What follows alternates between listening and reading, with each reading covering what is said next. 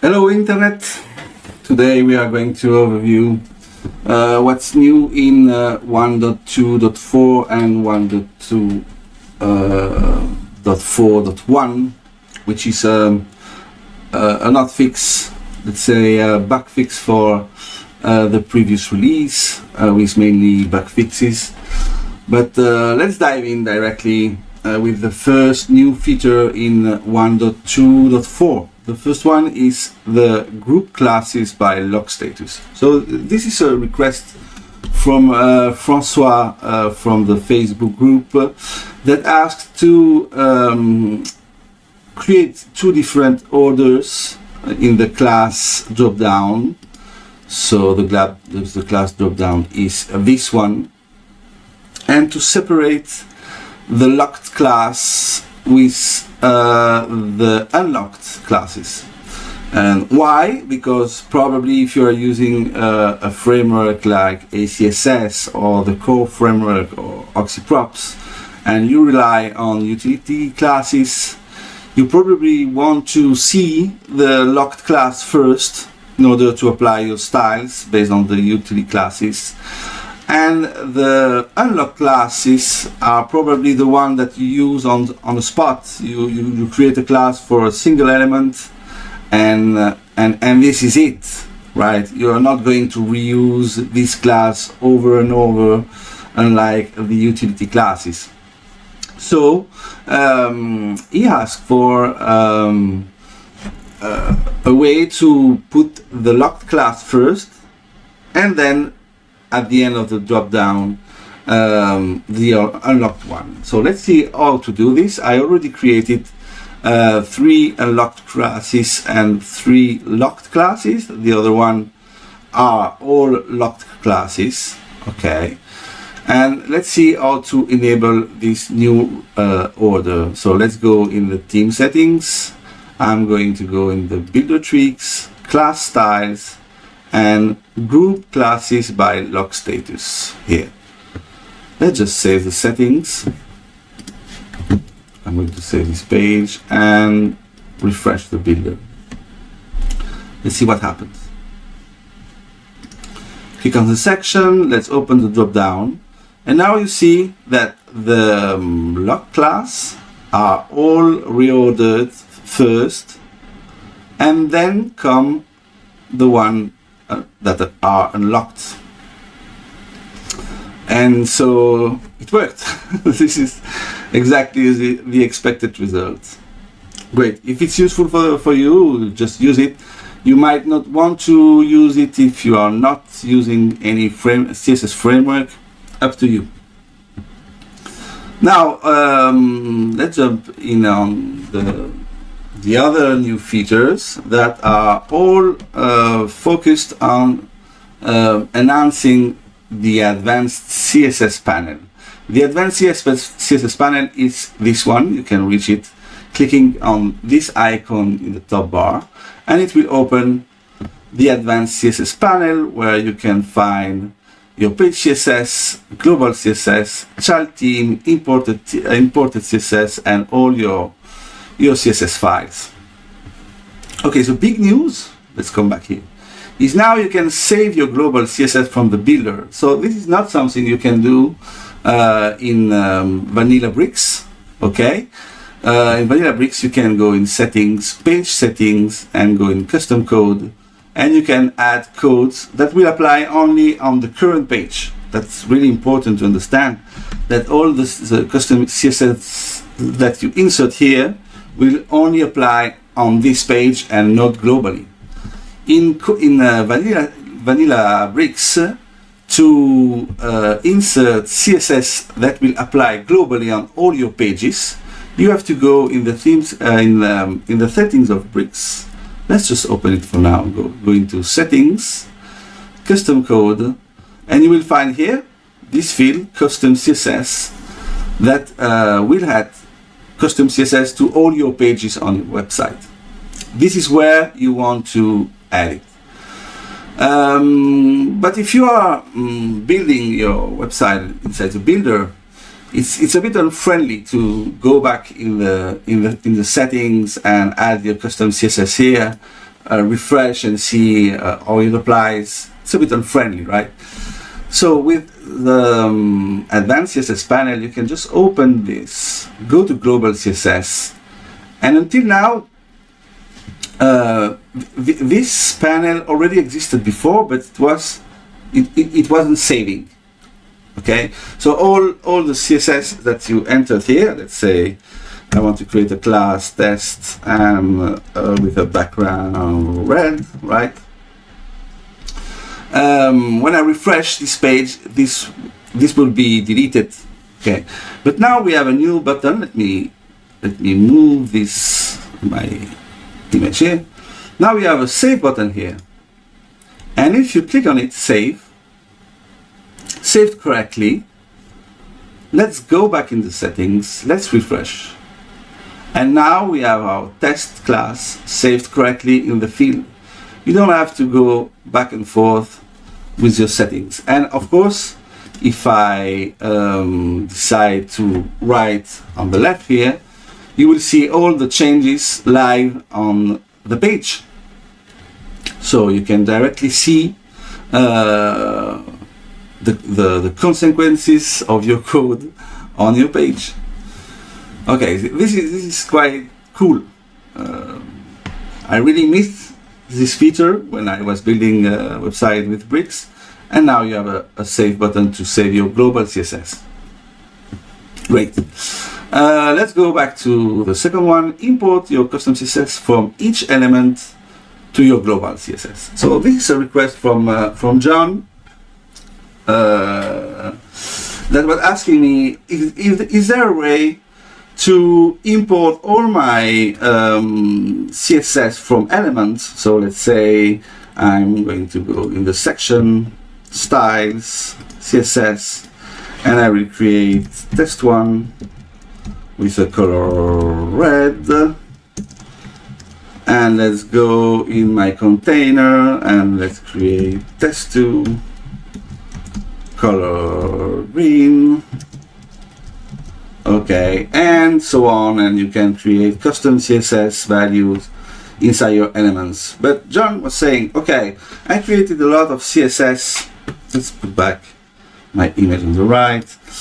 I created a lot of CSS inside my elements, but now that my website is done, is there a way to manipulate this CSS without going into each element and changing it? I would like to have a central point where I can manage all my CSS, and ideally on a global level. So not just doing this on each page, but a way to easily create an external CSS file where I could store all my classes and changes from the elements just from one location. So now it's possible. So if you open the advanced CSS and go, let's say, go in global, let's remove my picture here. You will see now a new button on the bottom with which say import CSS from this was it was okay.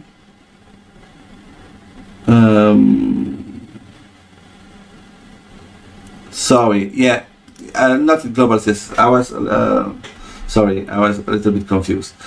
You have two options. You have the option to import CSS from elements. So we just added CSS to our element, right? And since it comes from an element, so we guess that this element is linked to this page, right? It's not global. If you want to use a global declaration, CSS declaration, you probably want to use it on a class, not on an element, right? So if you open advanced CSS panel, you have the import CSS from elements. If I click on it, let's see what it happens. it just imported my test1 and test2 classes that I created on the element. Okay, and now if I come back to the element, it's empty. All my CSS that I created inside my elements went directly to my panel, and that's the expected result. It cleaned up the CSS from the elements, and now you can manage them from the advanced CSS panel. But what if we want to do the same thing from a class? So let's select my unlocked class, and let's create test3,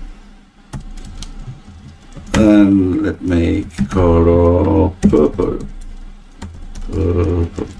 Okay.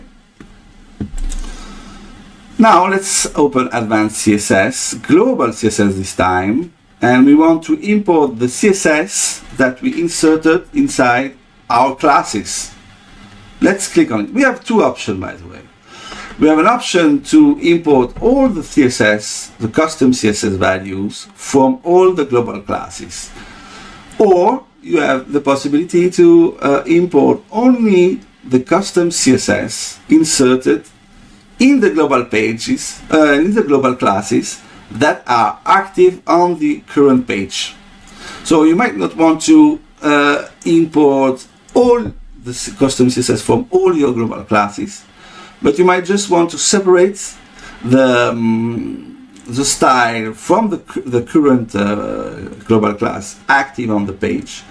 So, for example, you can make separations inside your newly created CSS and say, these are the custom CSS from page, from the about page. And you can just comment and just say here, and just say comment and say, comment in CSS. CSS for about page, for example. And you can add your CSS here below and make the same thing for all the pages. That is up to you to decide. Let's just create for now all global classes. Let's just click on this button, and now you see test3 from the class, from the unlock class, has been imported correctly. And if we go back here and we just unselect and select, you see there is no more CSS inside the class. You just cleaned up your classes and you put everything on a single point where you can manage your CSS from there. And you can of course save. If you don't save and refresh the builder, all the changes done won't apply. So you really want to save this button. This is really, really important. Okay, don't mess up your website, right? Okay, import. We've done this. Auto-generate your CSS declaration. This is also another request from the Facebook group.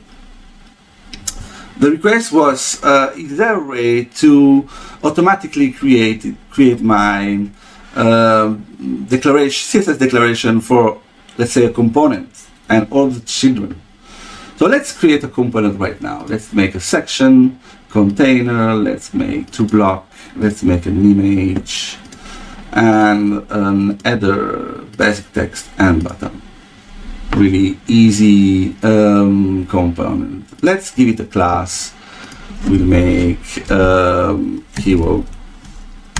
Okay. And now we are going to use the class converter hero __ and children only. For now, no create classes.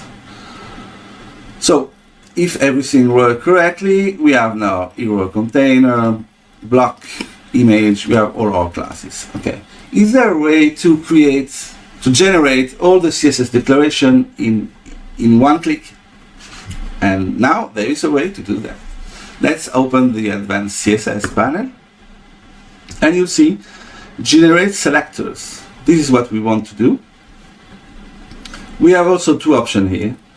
We have the option to just create the declaration for, let's say, the desktop, the normal declarations, or you can also include all the media queries based on the media queries you set it here on your breakpoints.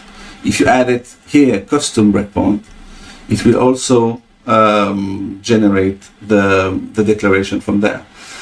So let's unselect anything and open the advanced CSS, and I will create generate selectors, and I will get an error. Error, select an element inside the structure panel. So this is really important. You have to select your component, the base component, so in this case a section, in order to generate the declarations, the selectors. And it will generate it for all the children. Okay, so let's select it, open the advanced CSS, and I want to generate only the plain classes. And you see all my selectors are created. The hero is for the section, for the container block image.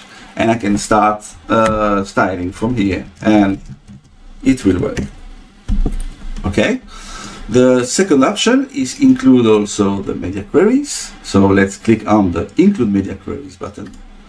And now we have all our desktop values. And then we have now the tablets and also the next breakpoint until the mobile. And everything, you normally have to write everything. If you want to go the custom CSS way, you have to write down all these values manually, and it's time consuming.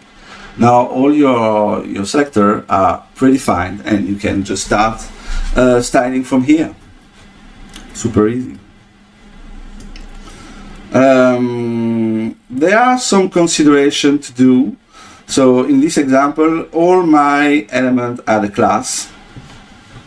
But if, let's say, if I had another class here, I mean hero container 2, okay, and create, have I selected? No. I'm going to create the plain class, and you see now the selector generated will combine both classes. It might not be your desired result, but I think it's better to have both of them if you have two classes added on the container, right? And if you don't want any of to be combined, you can just delete one if you want. Okay, this is the case where two unlocked classes are set on the element. But now on my hero container, I want to lock it. So I'm going to lock. Sorry, what happened? Okay, now it's locked, right? Let's go back. Is it locked? Yes, but I don't know why it's not red.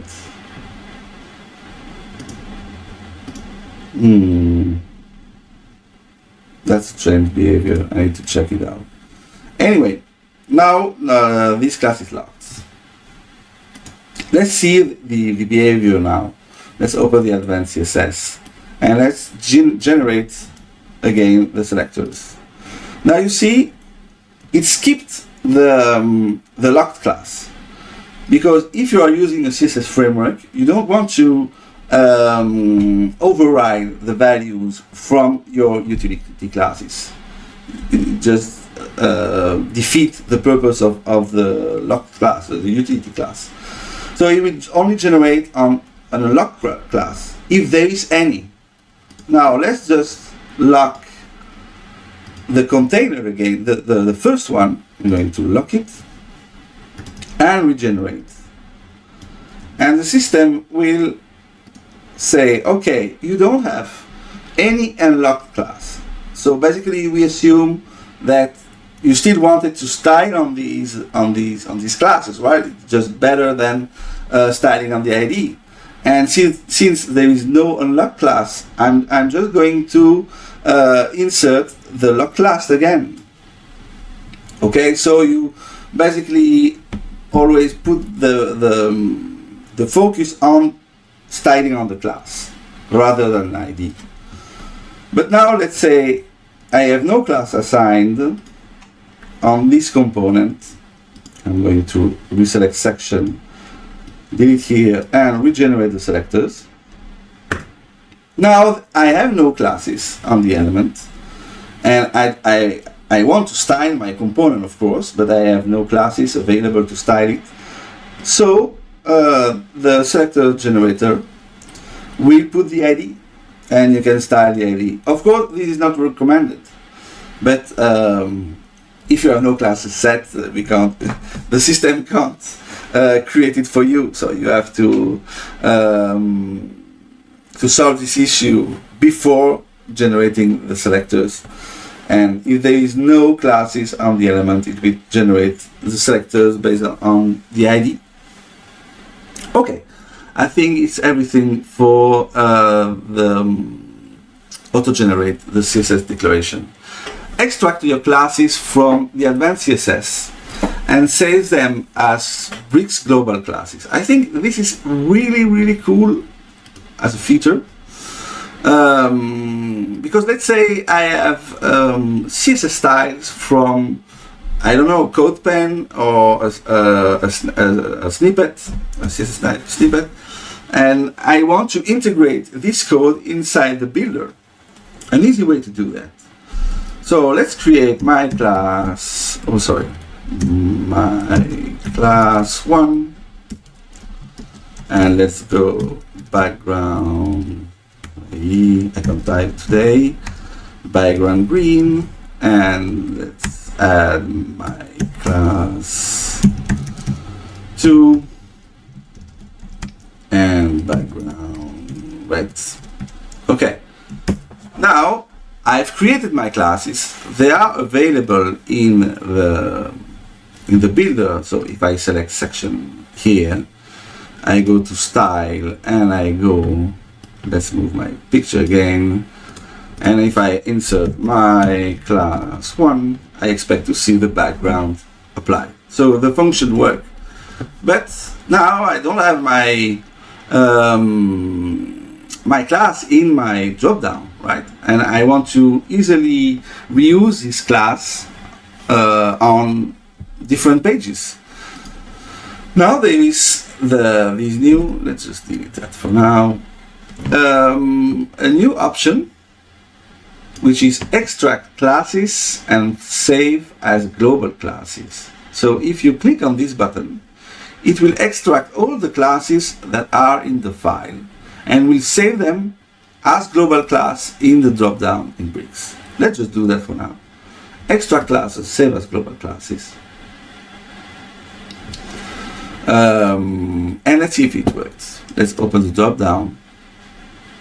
And now I have, you can see on the bottom, my class 1 and my class 2. If I hover it, or if I select it, you will see that the style apply. Not because my class has styles in the Bricks settings, but because it has styles in my advanced CSS setting. So now if I change the value and I say orange, I expect to see the background as orange. Okay, so once you've selected the class in the global class, in the elements, you can now modify the values from the advanced CSS panel. This is super powerful. Okay, let's remove that for now, and let's see. There are a couple of things. The other one are more bug fixes, but let's just see a couple of things here. I want to show you the lock ID. So if we go back to the settings, let's go in advanced theme settings, and let's activate lock styles and save settings. Refresh. So a request that I had a lot is when the lock style the local ID styles is enabled in the builder. When I selected an element, I would see all the styles on the content tab, and it would hide all the styles from the style tab. This was a limitation. Then now there is a fix for that. So if I select section and I have my ID styles locked, you see, you won't see all the flex values and other styles control on the content tab. You will have to unlock the ID level, and now I can change all my style.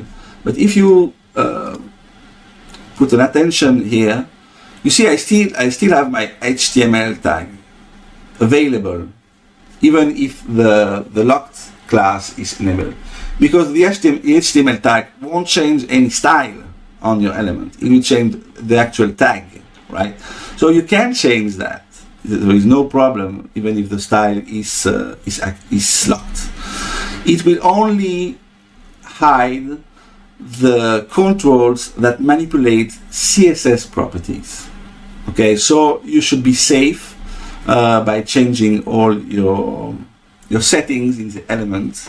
It won't imply a CSS change, right? This is so an enhancement of this function. Oh, see, the tag manager improved. So sometimes it was a little bit buggy when you open a tag and select one, and sometime when you selected a new tag, it would reopen the drop down even if you already selected a value. And now it should be really more smooth and as you would expect it. Okay, so this has been refactored, and focus on the container when adding a section through the shortcode. So this was also a feedback that I received from you guys from the Facebook group, that when I clicked on the section, the container wasn't focused, and it was working on my setting, but I improved the function, so now it should work on yours as well. If I had section, the container is always focused. Okay, let's delete them for now. Extend class is improved, just really quick. Before, if I had a class, let's say unlock class 1, and I wanted to extend class and style and extend the global classes to other elements in my structure panel, it would only extend the classes here. But if you had some classes set on the style, inside the style tab here, before it would ignore it. Okay. Now, when you extend the classes from an element to other elements, it will extend both the fields. So it will extend the global classes from here, and also all the CSS classes that you inserted in the CSS class field here. This is a quick announcement, right? Too. And okay, let's stop for now for 1.2.4. The other ones are small bugs or announcements that are self-explanatory if you read the change logs. 1.2.4.1, like I said at the beginning of the video, this is mostly focused on resolving bugs, and some bugs were generated from the previous release, some others come from older versions, and yeah, it's mostly focused on fixing bugs. But we have 2 new additions. Of course, I just can't stop myself from adding new features, so in each new version it has to have something new, right? And today the news are the Autoformat your control values with advanced CSS function. This can be enabled from the team settings. Let's go into the team settings, builder tweaks, classes and styles, and auto format your control values. Let's just enable this, and you see a new panel now. With CSS function, the clamp, the calc, the min, max, var, close variable brackets. This was a feature already published a few releases ago. It just moved. If you add it in this panel, I just move this feature here because it makes sense. It makes sense to me. So if you want to have it, just make sure to activate this. And we also have the pixel to rem converter. Let's enable them all and see what they do. Okay. Just make sure to save and to refresh. Okay, let's open the layout and let's start with the clamp function. So the request was, if there an easy way to create a clamp function. If you don't know what a clamp function is, basically you define a minimum value and a maximum value, and it will create a continuum of values depending on the size of your viewport. So if you set the minimum value to be 14 pixels, it will apply on mobile basically. And if you set the max value to 30 pixels, 30 pixels will be applied when you are on larger desktop screens.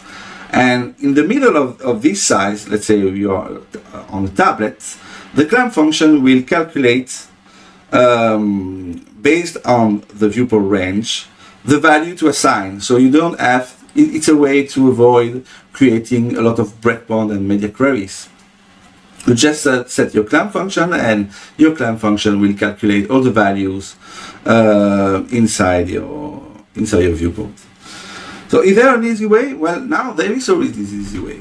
Just type, let's say 14. Okay, we just apply this symbol. 14 is the minimum value. Let's add the maximum value, let's say 42. And I'm going to unblur, so click outside the field, and automatically my clamp function is created. And you can see it works because we set 14 pixel, and since my base font size is 10 pixel, the rem is 1.4 and it's correct, and the max value is 4.2. So even if I'm initially I'm writing in pixels. This is really important.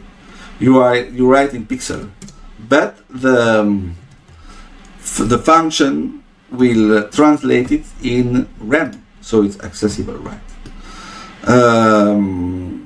You can also, in this function, you can add an optional tag if you want to specify your minimum viewport value and maximum viewport value. So by default, if I set this function, 14 pixel will apply on your viewport of 360 pixel. This is a default value. And 24 pixel, which is a max value, will apply on a max viewport value of 1400 pixels. This is a default. But you can override this default. You just add another symbol right there. And I say I want to start at 400 instead of 36. And I want to stop at 1800. Okay, I just specify my minimum viewport width and my maximum viewport width. If I unblur, it will create my new function based on these viewports. Okay, so this is optional. Up to you if you want to customize this. By the way, just to add some information, the rem calculation inside the clamp is based on your theme style. So let's create quickly a test here, and I believe it's in typography. So here, bricks as a default value, set your font size to 62.5%. So it does that because it makes it easier for you to calculate the pixel to rem. So it makes 10 pixel equal to 1 rem. Okay, but there are some cases if you don't want to change the global font size, and you want to keep it 100%. Okay, in this case the base font size won't be 10 pixel anymore, but it will be 16 pixel as a default. This is a browser default value, right? Now if I go back to my styles and I want to create a clamp function of 16 pixel, and the max value will be 32. Let's see what it does. It correctly create 1 rem, which is equal to 16 pixel right now, and 2 rem as the max value, which is 32 pixel, and it makes sense. So the clamp function is based on your actual font size value, right? This is cool. Okay, done with the clamp function. Let's say the calc function. So the calc function, if you want to calculate values, let's say you want to calculate 2 per 5 under, and you create the calc function. You can of course make things more complicated. So var tests divided per 5, and it will create the calc function with the variable. It supports the plus, so 1 plus 1. It will create 1. It create the minus, and the other 2 symbols, so this one and this one, to divide. Okay. This is for the calculation. The mean function, so you want to create a mean function CSS really quickly. So usually you create 3 rem and minus symbol, and I don't know, 20 viewport width.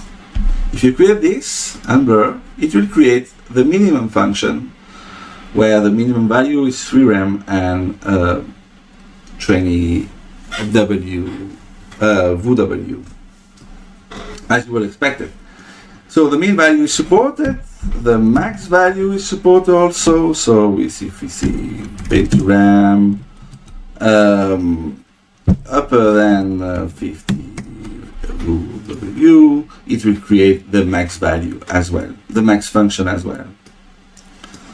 Okay, we have the var too. So we want to create a var test 1, 2, 3 that doesn't exist in my drop down. If I unblur, it will auto format in a variable function of CSS. It also automatically close your open bracket. So if I do something like this, calc, and I'll say var, and I'm forgetting to close my variable, and I want to multiplicate by 2, that normally this would create an error. But if I unblur it, for some reason it created 2. Why did it do that? Okay, because I should do. That's strange. Anyway, it closed my variable, but for some reason it also added var here. I will double check why it happens. But anyway, let's make something more easy. Var tests and unblur, and we close the bracket. We have also a pixel to rem function. If you write r, I don't know how to say that in English, double points, and you say 10. Okay, and it will automatically calculate the rem value. You can make r 10 pixel, whoops, 10 pixel, that will work as well. So you can add pixel or not in the function, it will normally function anyway. Let me see if I forget something. So we say the clamp, the calc, the min, max, var, close bracket, and pixel. Of course, you can combine these. So you can say 10 pixel per 2, and it will create the calc function, and it will also translate in RAM, and everything is working. If you want to say test 1, 2, 3 per 5, it will create the variable function and also wrap it in the calc function. So I'm not saying it will work in any context, any complicated context, because the function is basic. You don't. If you are going to create a really complicated function in CSS, I would strongly recommend to create a variable for that in order to be reusable. But anyway, the most basic situations should be covered by this auto format function. Okay, this is the first addition in this release. And the second one is the basic text, rich text, and heading converter. So it's really straightforward. Let's go in the theme settings, and we want to go in the structure panel, and we want to apply basic. This is one basic text, rich text, heading converter. Let's save and refresh.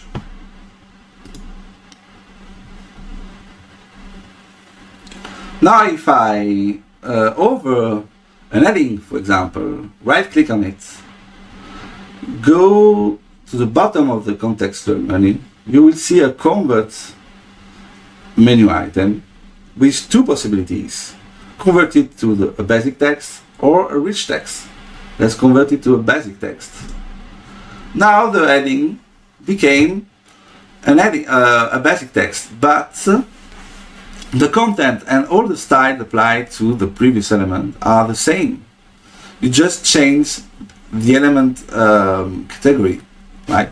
So now I want to change it to a rich text, or come back to the heading. I can do it rich text, and now it's a rich text with my content inside. And if I want to come back to the heading, I'm back to heading.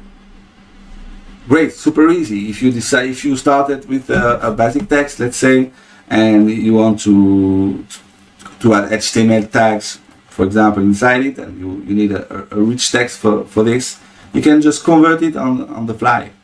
Don't have to copy the content, delete, duplicate. You know what I mean. There is a gotcha in this function. So due to a limitation from the vanilla bricks, when you convert an element, let's say basic text, it will also add an HTML tag. In this case, every time you convert to a basic text, it will set it to a paragraph and not for example, if you add a span and you want to convert to a heading, the HTML tag changed and it became H3. And if you come back to the basic text, it will come back to P, it won't be the span, okay? So the function is overriding your HTML tag setting. This is because there is an issue with the vanilla bricks, and I was talking with Thomas in order to resolve it, but in the last release it was not solved yet.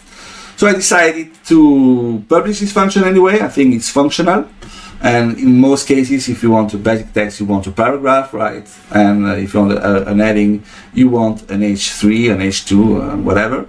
And so I think it may be more functional like this, but just be aware that it will override your HTML tag using this function. All right, all the other points of this release are basically bug fixes. I'm not going to review them here. And I think it's pretty straightforward like that. Let me know if you are happy of this new release, and leave in the comments if you want to share your impressions. Right? Okay, let's finish here and see you for the next video review. Bye bye everyone.